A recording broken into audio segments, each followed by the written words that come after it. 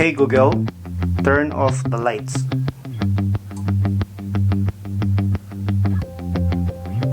Hey Google, turn on the lights. Wow!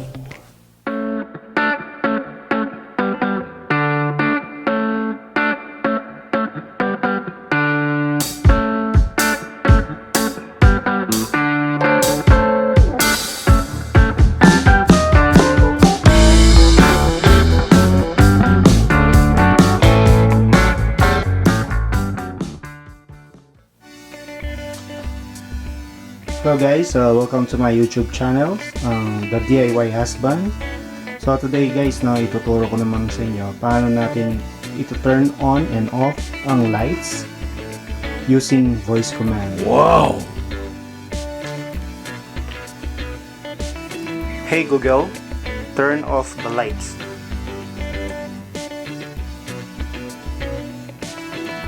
Hey Google, turn on the lights. Wow! So paano po nangyari yan? So yun po ang ituturo ko ngayon. So you watch my video until the end para malaman po niyo kung paano po siya nangyari. Thank you! Okay, first po kailangan po natin ito. Ito po yung tinatawag na Wi-Fi Smart Bulb Adapter. So yan po yung nagko-connect sa bulb at saka sa ating pinaka-outlet. No? So siya yung nagsisilbing magko-control ng on and off ng ating light. So ang parameters niya, Wi-Fi, pangalan niya is Wi-Fi Smart Light Bulb Adapter. Rated voltage is 100 hanggang 240 volts, 50 to 60 Hz. So yun, rated power is 40 maximum. Incandescent lamp are not supported. So pang ano lang talaga siya, pang bulb lang. Especially mga LED bulb. Yan. So kailangan nating pag-install natin siya, kailangan saksak na yung bombilya. Kailangan po muna natin gawin is pumunta po tayo sa Play Store. Kailangan po natin i-download ang Google Home.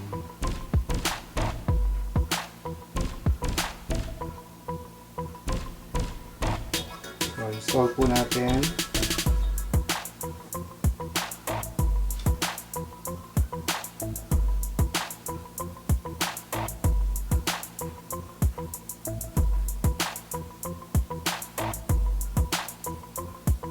So ang Google Home po, siya po yung magko-connect niya ang ating voice command sa mismong unit.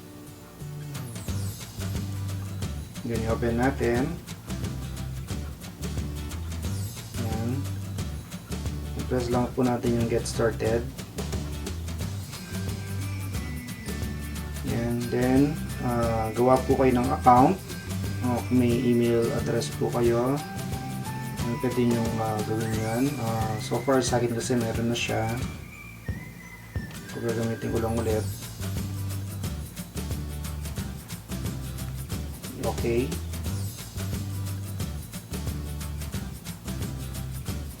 And choose a home. Pwede po kayong mag-create ng home. So create a home. Then next. Yan. So lagay nyo lang po yung gusto nyo nickname ng home nyo. Natin house 1. Then next. So sasabihin po rito kung gusto nyo pong i-continue without address. So pwede naman po.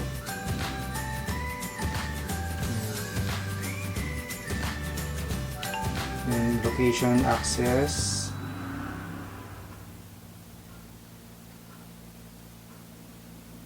So next lang po natin allow.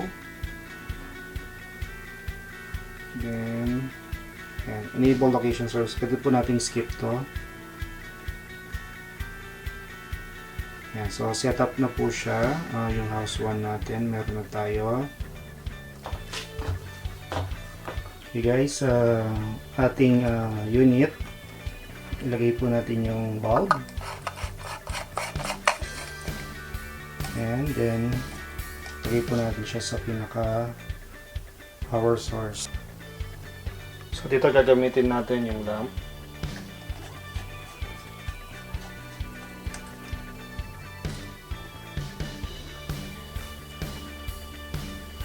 So nakaset up na ang ating Wi-Fi smart bulb adapter tsaka yung pinaka ating bulb light. Kapag nakikita nyo hindi siya nag-flash or yung ano niya, hindi rapid yung blinking niya, so ibig sabihin nun hindi siya pairable na. So kailangan natin gawin is i-unpairable muna natin siya, i-unpair muna natin siya. So paano natin gagawin yon? I-turn off natin siya 3 times. 1 2 3. So guys, yan, nakikita nyo na. So pag faster yung blinking niya, ibig sabihin yan, pwede na siyang i-pair.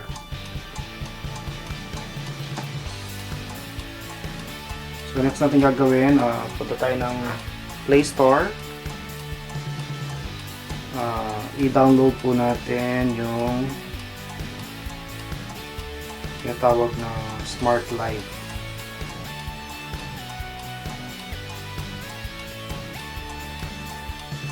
Yan yung pinaka-logo niya, yung parang bahay.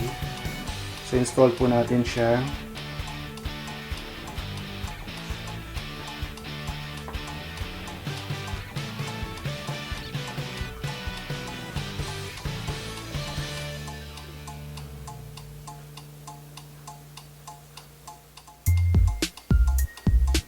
And then open po natin.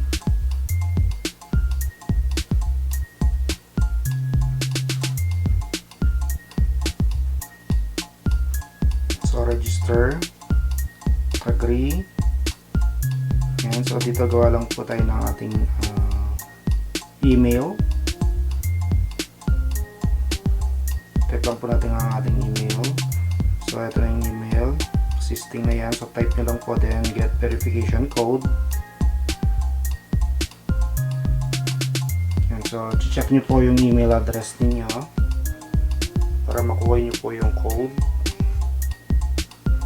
Yan, so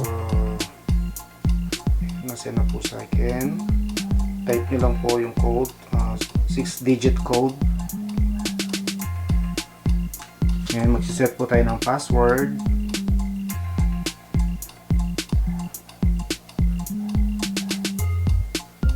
Yan, once na naset na po yan, press nyo po yung done.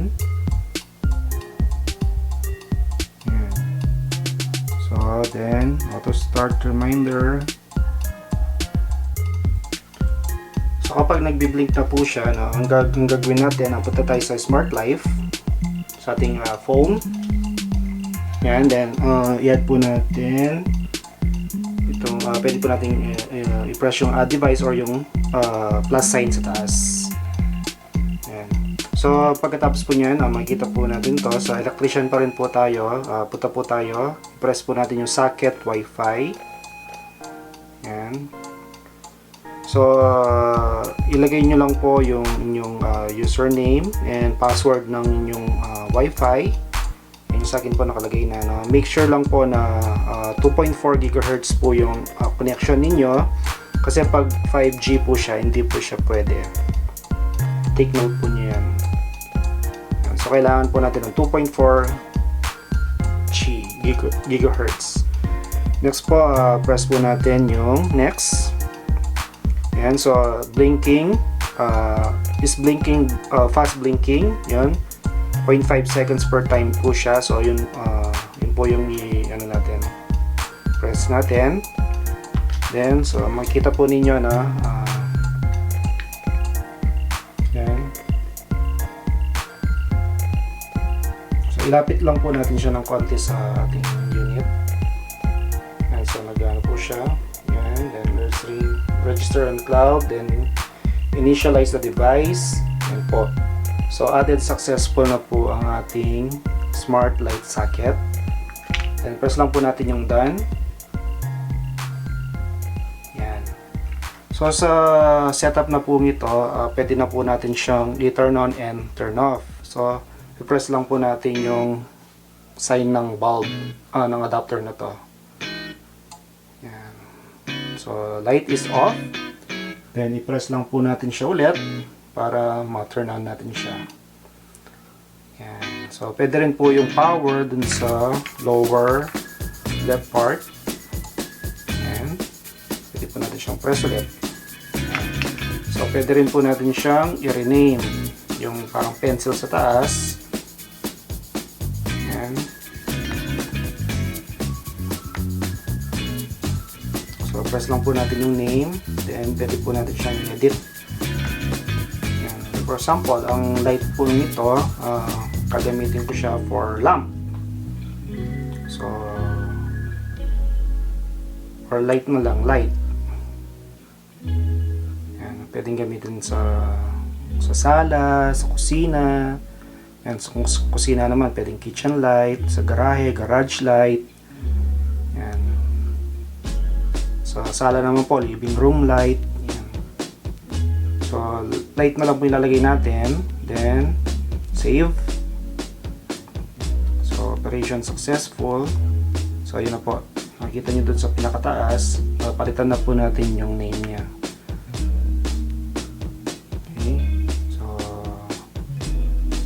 Next step naman po natin, paano natin siya gagawing voice command naman. Ngayon, pupunta tayo sa ating home screen ng ating phone. Yan, so i-press po natin yung home.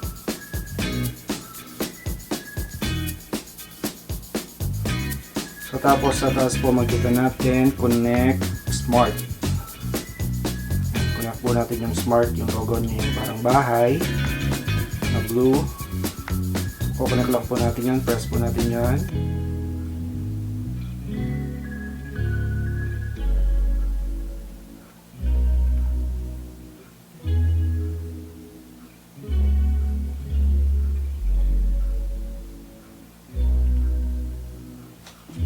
Yan, so i-ano natin yung ano natin, email address yung ginamit natin sa home, tsaka yung sa mismong smart app para malink po natin sila. So type natin yung password.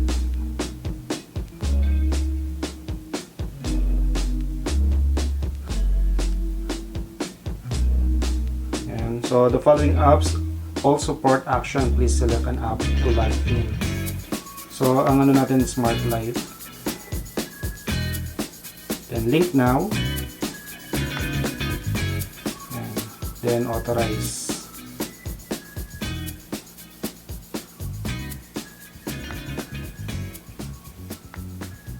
So, makikita po natin sa bandang baba, ayan po, link to you.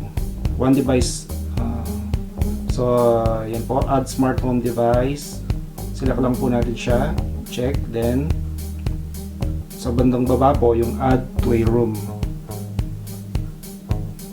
Yan. So yung kanina, no, yung inano natin yung home 1. So dun po natin siya i-add. Yan, naka-check na po siya. Then next lang po natin. Then